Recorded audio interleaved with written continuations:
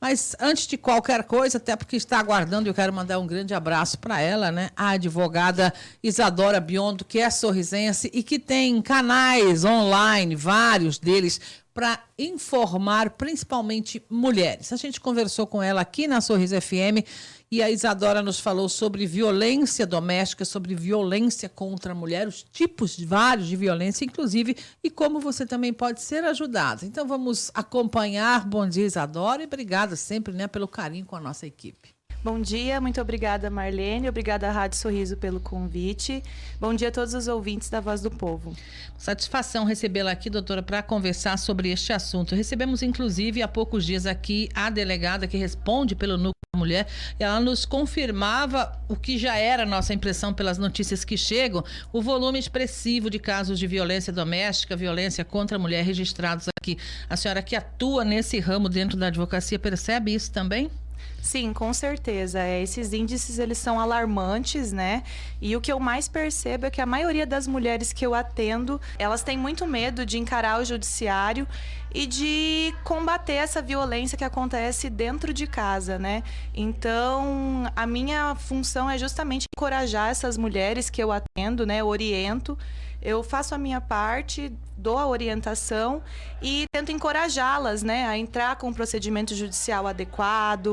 Explico que nós temos hoje medidas que podem assegurar elas, né, dando a sua segurança. Então, temos a medida protetiva, temos outros meios de medidas preventivas, né, que assegurem que elas podem entrar de uma maneira segura dentro de um processo judicial contra aquela pessoa que fez a violência, né? Como a senhora já tem a experiência nesta área, ela precisa disponibilizar muito tempo para resolver uma situação como essa ou apenas entrar com a ação e a justiça vai fazer a sua parte? Em que momento essa mulher precisa estar presente, digamos assim? Certo. Num primeiro momento, né, o mais adequado é comparecer à delegacia de polícia, né, ou entrar em contato com uma advogada na área.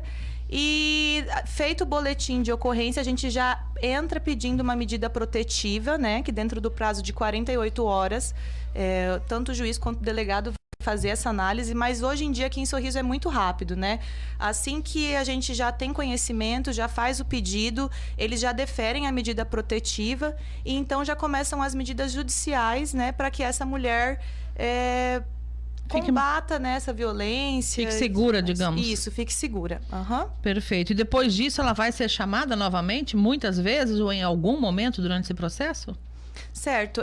Depende muito de cada caso, né? Mas no caso, quando acontece a violência doméstica, a gente sempre tenta, ao máximo, proteger a vítima, né? Então, se tem uma medida protetiva, ela não vai ficar em nenhum momento do processo em contato com o agressor, não vai vê-lo. Então, a gente evita e não acontece esse tipo de contato, né, dentro do processo judicial, justamente porque tem uma medida protetiva. Então, às vezes, só de estar ali naquela situação, né, olhando para a vítima, já gera uma certa intimidação, um medo. Então, isso é o que muitas pessoas não sabem, né? Não tem esse tipo de contato durante um processo em que a mulher foi violentada, né? Seja moral, física, sexual ou patrimonial, né? Porque existem vários tipos de violência. É importante a gente destacar aqui que são 5 tipos de violência, né? A violência física, sexual, a moral, a psicológica e a patrimonial. Inclusive, no meu perfil no Instagram, né, eu explico cada uma delas e te ajudo a identificar qual é o tipo de violência, às vezes, que está acontecendo com você, porque muitas delas são silenciosas. Então, às vezes, a mulher ela está passando por uma situação e muitas vezes ela não consegue identificar. Por a gente ter vários tipos, né?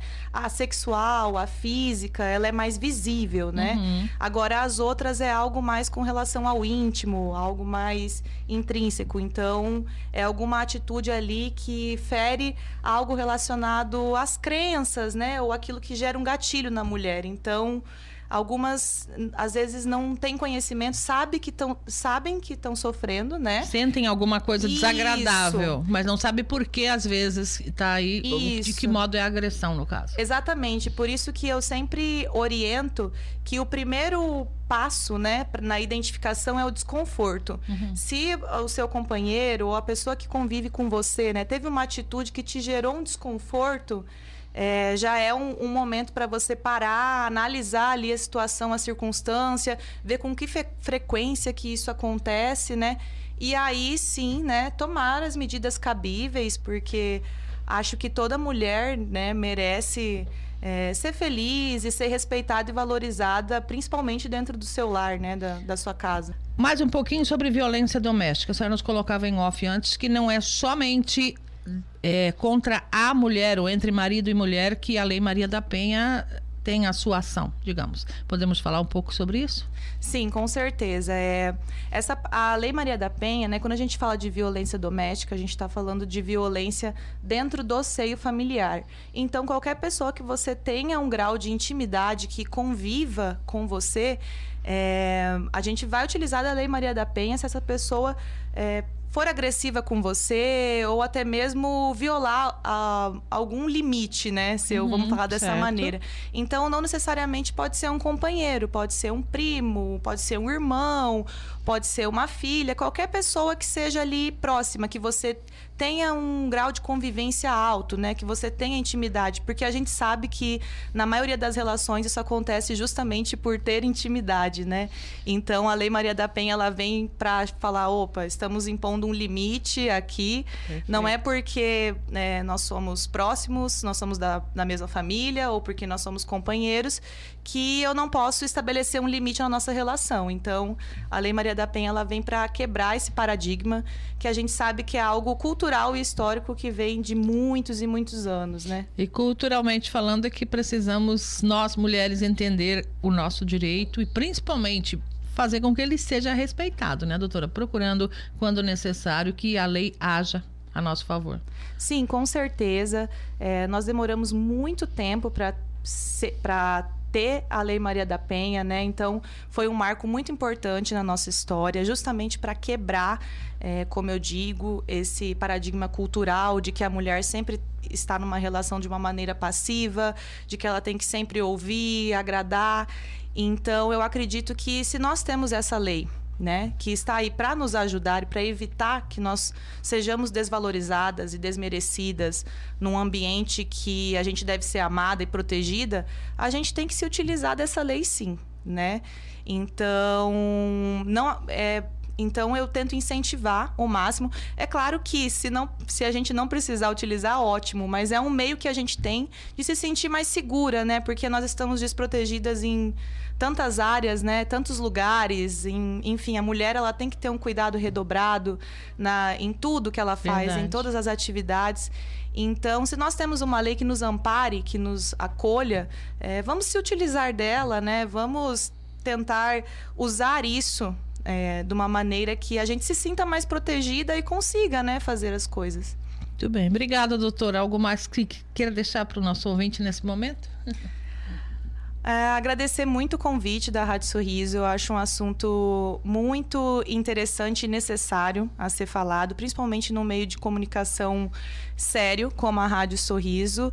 E queria dizer a todas as mulheres que estão me ouvindo que vocês nunca estarão sozinhas, vocês sempre estarão amparadas, seja por outras mulheres, seja por pessoas do seu convívio que estão aí junto com você.